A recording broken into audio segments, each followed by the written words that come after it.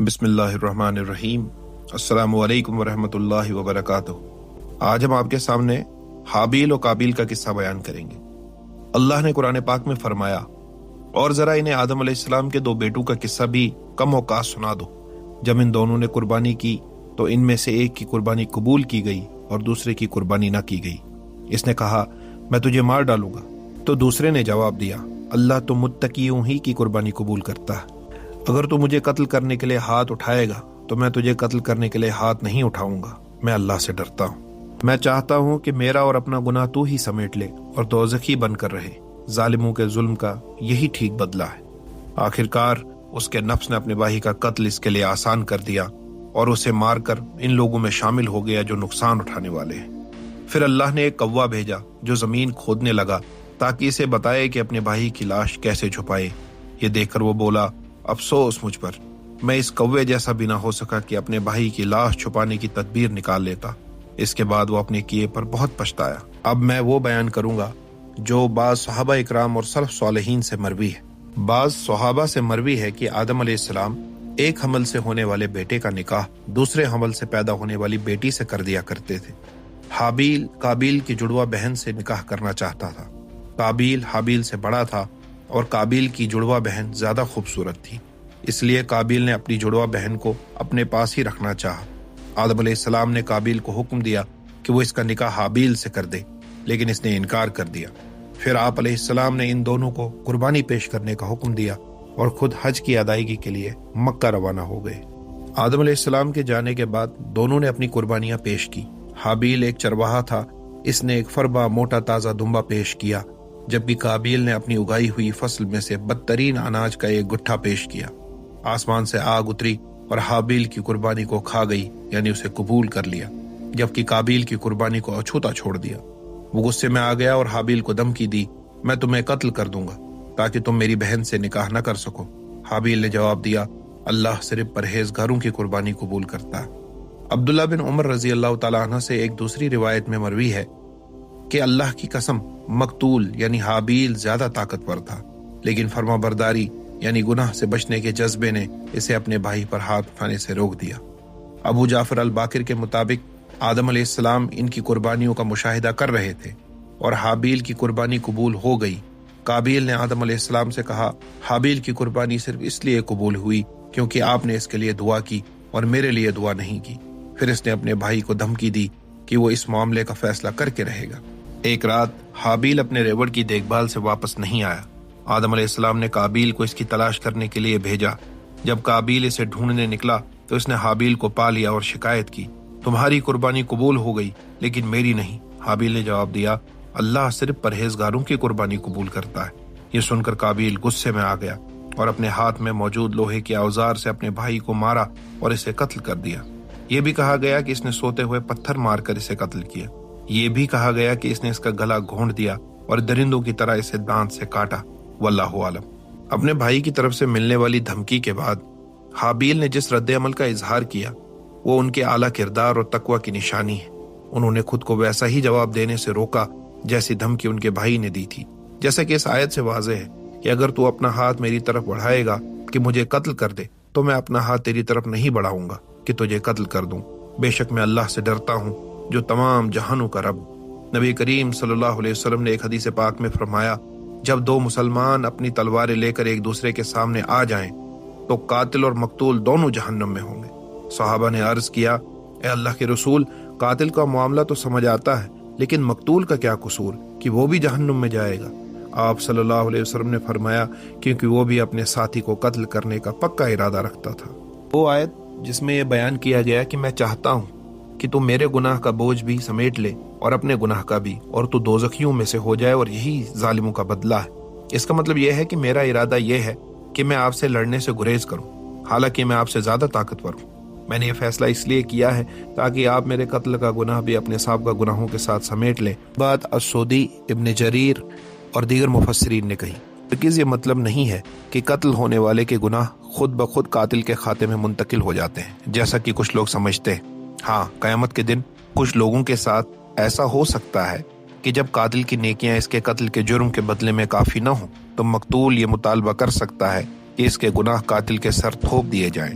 یہ ہر اس جرم اور ناانصافی کے معاملے میں ہوگا جو کسی نے اس دنیا میں کسی دوسرے کے ساتھ کی ہوگی، جیسا کہ مستند احادیث سے بھی ثابت ہوتا ہے۔ حضرت سعد بن ابی وقاص سے مروی ہے کہ انہوں نے فرمایا، اس فتنے کے وقت جو حضرت عثمان رضی اللہ تعالیٰ عنہ کی خلافت کے آخری دور میں ہوا تھا، کہ رسول اللہ صلی اللہ علیہ وسلم نے فرمایا اور میں گواہی دیتا ہوں، ان قریب ایک فتنہ برپا ہوگا، اس میں بیٹھنے والے کھڑے ہونے والوں سے بہتر ہوں گے، کھڑے ہونے والے چلنے والوں سے بہتر ہوں گے، اور چلنے والے دوڑنے والوں سے بہتر ہوں گے۔ انہوں نے پوچھا، اگر کوئی میرے گھر میں داخل ہو جائے اور مجھے قتل کرنے کے لیے ہاتھ بڑھائے تو میں کیا کروں؟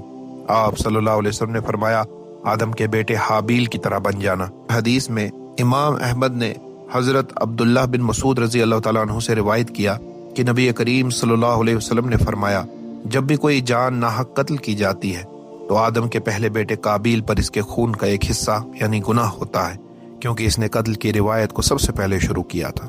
مجاہد کہتے ہیں کہ قابیل کو اس کے بھائی کے قتل کی سزا اسی دن دے دی گئی تھی۔ اس کی پنڈلیاں اس کی رانوں سے جڑ گئی تھیں، اس کا چہرہ سورج کی طرف کر دیا گیا تھا، وہ جہاں بھی جاتا چہرہ سورج کی طرف ہی رہتا۔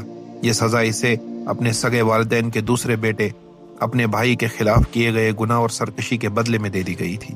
نبی کریم صلی اللہ علیہ وسلم نے فرمایا، بغاوت اور قطع رحمی سے بڑھ کر کوئی ایسا گناہ نہیں جس کے مرتکب کو اللہ تعالیٰ دنیا میں بھی جلد سزا دے گا اور آخرت کے لیے بھی عذاب کا ذخیرہ رکھے گا۔ ابن کثیر فرماتے ہیں کہ اہل کتاب کے پاس موجود اس کتاب یعنی تورات کے مطابق جس کے وہ دعوے دار ہیں، اللہ تعالیٰ نے قابیل کی سزا کو مؤخر کر دیا اور اسے مہلت دی۔ وہ نود نامی سرزمین پر مقیم ہوا جو اردن کے مشرق میں ہے اور اب قینین کہلاتی۔ اس کا ایک بیٹا تھا جس کا نام ہنوک تھا، ہنوک کا بیٹا ایراد، ایراد کا بیٹا مہوائیل، مہوائیل کا بیٹا متوشائیل اور متوشائیل کا بیٹا لمک تھا۔ لمک نے 2 عورتوں ادا اور ضلع سے شادی کی۔ ادا نے جابل نام کے لڑکے کو جنم دیا جو سب سے پہلے خیموں میں رہا اور مویشی پالے۔ اس کا دوسرا بیٹا جوبل تھا جو بانسری بجاتا تھا۔ اب میں یہ بھی درج ہے کہ آدم علیہ السلام کا تیسرا بیٹا بھی تھا جس کا نام ان کی اہلیہ نے شیت رکھا تھا۔ انہوں نے کہا کہ یہ حابیل کا بدلہ ہے جسے قابیل نے قتل کر دیا تھا۔ شیت کا بیٹا آنوس تھا۔ جب شیت پیدا ہوئے تو آدم علیہ السلام کی عمر 130 سال تھی۔ اس کے بعد 800 سال مزید زندہ رہے۔ جب انوس پیدا ہوا تو شیت کی عمر 165 سال تھی 165 ایئرز، اور اس کے بعد 807 ایئرز تک وہ زندہ رہے۔ اس کے دیگر بچے بھی تھے۔ انوس 90 سال کے ہوئے تو ان کا بیٹا کینان پیدا ہوا۔ کینان 70 سال کے ہوئے تو مہلالیل پیدا ہوا۔ مہلالیل 65 ایئرز کے ہوئے تو یارد پیدا ہوا، اور یارد 162 ایئرز کے ہوئے تو ادریس پیدا ہوئے۔ حضرت ادریس علیہ السلام 65 ایئرز کی عمر میں متوشالح کے والد بنے اور اس کے بعد 800 سال مزید زندہ رہے۔ متوشالح 187 سال کے ہوئے تو ان کے ہاں لمک پیدا ہوئے، اور لمک 182 سال کے عمر میں نوح علیہ السلام کے والد بنے۔ حضرت نوح علیہ السلام کے 3 بیٹے تھے، سام، حام اور یافس۔ یہ تفصیلات ان کی کتاب بائبل کتاب پیدائش میں اس طرح درج ہے۔ تاہم اس تاریخ کا بعینہ محفوظ ہونا مشکوک ہے، جیسا کہ بہت سے علماء نے نشاندہی کی ہے کہ اس میں تحریف یعنی رد و بدل شامل ہے۔ مورخین کا کہنا ہے کہ حضرت آدم علیہ السلام نے اپنی وفات سے پہلے اپنی اولاد اور پوتے پوتیوں میں سے 4 لاکھ افراد کو دیکھا تھا، واللہ عالم۔ ایک مرتبہ حضرت ابو ذر رضی اللہ تعالی عنہ نے رسول پاک صلی اللہ علیہ وسلم سے پوچھا کہ اللہ کے رسول، انبیاء کی کل کتنی تعداد تھی؟ آپ صلی اللہ علیہ وسلم نے جواب دیا، 1,24,000۔ میں نے پوچھا، اے اللہ کے رسول، ان میں سے رسول کتنے تھے؟ آپ صلی اللہ علیہ وسلم نے فرمایا 313، جو کہ ایک بڑی جماعت ہے۔ میں نے پوچھا، اے اللہ کے رسول، ان میں سے سب سے پہلے کون تھے؟ آپ صلی اللہ علیہ وسلم نے فرمایا آدم۔ میں نے پوچھا، اے اللہ کے رسول، کیا وہ نبی اور رسول تھے؟ آپ صلی اللہ علیہ وسلم نے فرمایا جی ہاں، اللہ نے انہیں اپنے ہاتھ سے پیدا کیا، پھر ان میں وہ روح پھونکی جو اس نے ان کے لیے تخلیق کی تھی، پھر انہیں مکمل درست بنا دیا۔ رسول اللہ صلی اللہ علیہ وسلم کی معراج کے حوالے سے حدیث میں ذکر ہے کہ جب آپ صلی اللہ علیہ وسلم پہلے آسمان پر آدم علیہ السلام کے پاس سے گزرے تو انہوں نے کہا، نیک بیٹے اور نیک نبی کو خوش آمدید۔ آپ صلی اللہ علیہ وسلم نے دیکھا کہ ان کے دائیں اور بائیں طرف بڑی تعداد میں روحیں تھیں۔ جب وہ دائیں طرف دیکھتے تو مسکراتے اور جب بائیں طرف دیکھتے تو رو پڑتے۔ بعض علماء فرماتے ہیں کہ رسول پاک صلی اللہ علیہ وسلم جب حضرت یوسف علیہ السلام کے پاس سے گزرے تو انہیں حسن و جمال کا آدھا حصہ دیا گیا تھا۔ اس کا مطلب یہ ہے کہ یوسف علیہ السلام کو اس خوبصورتی کا نصف ملا جو آدم علیہ السلام کو دی گئی تھی، کیونکہ اللہ نے آدم علیہ السلام کو اپنے مبارک ہاتھ سے بہترین صورت و جمال کے ساتھ پیدا کیا تھا۔ روایت میں آتا ہے کہ جب اللہ تبارک و تعالیٰ نے جنت پیدا کی تو فرشتوں نے عرض کیا، اے ہمارے رب، یہ ہمیں عطا کر دیجئے، کیونکہ آپ نے انسانوں کے لیے دنیا بنائی ہے جس میں وہ کھاتے پیتے ہیں۔ اللہ نے ان سے فرمایا، مجھے میری عزت و جلال کی قسم، میں اس آدم کی نیک اولاد کو جسے میں نے اپنے ہاتھ سے پیدا کیا تھا اس جیسا نہیں بناؤں گا جس کے لیے میں نے کہا ہو جا اور وہ وجود میں آ گیا۔ شیت کے معنی اللہ کا عطیہ ہے۔ ان کا یہ نام اس لیے رکھا گیا کیونکہ وہ حابیل کے قتل ہونے کے بعد عطا ہوئے تھے۔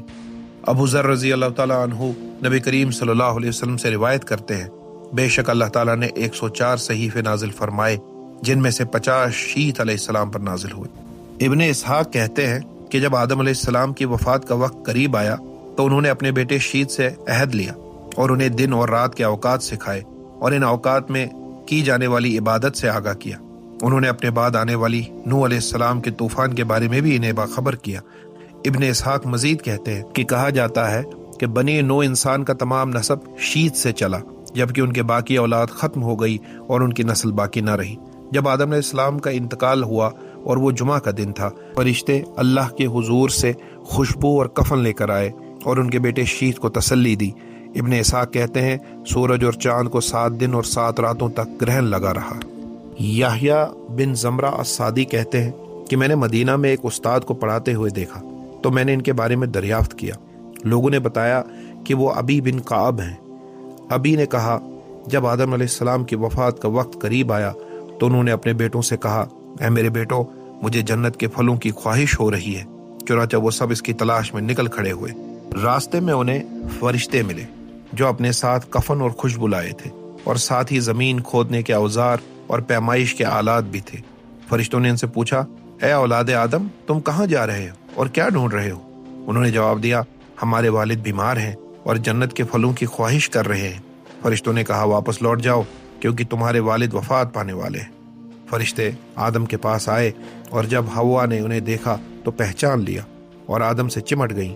آدم نے کہا، مجھ سے دور ہو جاؤ، میں تم سے پہلے پیدا کیا گیا تھا، مجھے میرے رب عز و جل کے فرشتوں کے ساتھ اکیلا چھوڑ دو۔ فرشتوں نے ان کی روح قبض کی اور ان کے جسد مبارک کو غسل دیا، کپڑوں میں کفن دیا اور خوشبو لگائی۔ پھر انہوں نے قبر کھودی، ان پر نماز جنازہ پڑھی، پھر انہیں قبر میں اتارا، ان پر مٹی ڈالی اور اسے برابر کر دیا۔ پھر انہوں نے کہا، اے اولاد آدم، تمہارے جنازے کی رسومات کا یہی طریقہ رہے گا۔ آدم کہاں دفن ہوئے؟ اس سوال کے بارے میں مختلف آراء ہیں۔ مشہور رائے یہ ہے کہ وہ اسی پہاڑ کے قریب دفن ہوئے جہاں وہ ہندوستان میں اترے تھے۔ ایک اور رائے کے مطابق وہ مکہ کے پہاڑ ابو قبیس میں دفن ہوئے۔ یہ بھی کہا جاتا ہے کہ طوفان نوح کے وقت نوح علیہ السلام نے انہیں اور حوا کو ایک تابوت میں اٹھایا اور بیت المقدس یروشلم میں دفن کیا۔ ابن جریر نے اسے روایت کیا ہے۔ حضرت آدم علیہ السلام کتنا برس زندہ رہے؟ ابن عباس اور ابو ہریرہ رضی اللہ تعالیٰ عنہما سے روایت ہے کہ نبی کریم صلی اللہ علیہ وسلم نے فرمایا کہ لوح محفوظ میں ان کی عمر 1000 سال لکھی گئی تھی۔ حضرت آدم علیہ السلام کی وفات پر تمام مخلوقات نے 7 دن تک سوگ منایا۔ ان کے بعد ان کے بیٹوں اور نسل نے اس مشن کو جاری رکھا۔ حضرت آدم علیہ السلام کے بیٹے شیت علیہ السلام کو یہ ذمہ داری دی گئی اور ان پر 50 صحیفے نازل ہوئے۔ اس کے بعد نسل در نسل یہ کام چلتا رہا اور یہ نسل چلتے چلتے مہلالیل کے بیٹے یارد پر آئی اور اس کے بعد ان کا بیٹا اخنوخ جانشی بنے، جنہیں حضرت ادریس علیہ السلام کے نام سے جانا جاتا ہے۔ تو یہ تھی حضرت آدم علیہ السلام کے 2 بیٹوں حابیل اور قابیل کی کہانی اور ان کی نسل جو اس کے بعد آگے چلی۔ انشاءاللہ تعالی آگے ہم حضرت ادریس علیہ السلام اور حضرت نوح علیہ السلام کا قصہ بیان کریں گے۔ تب تک اللہ آپ کا و میرا حامی و ناصر، والسلام۔